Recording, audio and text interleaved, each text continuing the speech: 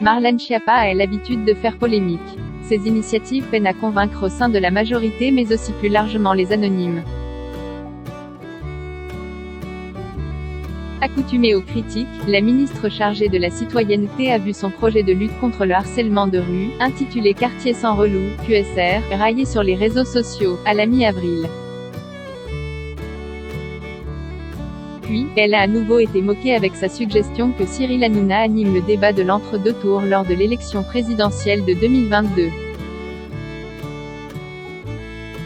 Elle a pu compter ce coup-ci sur Gabriel Attal mais peine néanmoins le plus souvent à trouver des soutiens.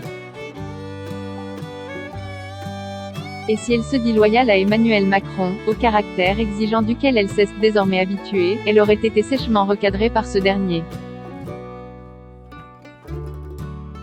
Dans le Figaro de ce mardi 27 avril, on apprend en effet que son annonce du lancement d'états généraux de la laïcité, la semaine dernière, a pris le gouvernement de court.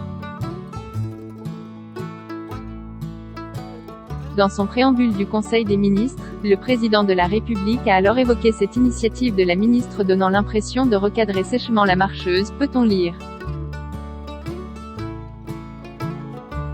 Un ministre tient néanmoins à nuancer cet épisode en expliquant « ça a été monté en épingle ».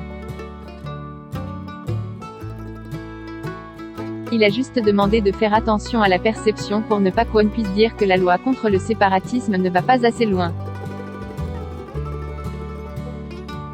Elle a déjà subi le courroux du président, ce ne serait pas la première fois que Emmanuel Macron recadre l'une de ses ministres et collaborateurs, ni une première pour Marlène Schiappa. En mars 2020 déjà, la ministre déléguée au ministre de l'Intérieur avait subi le courroux de l'époux de Brigitte Macron.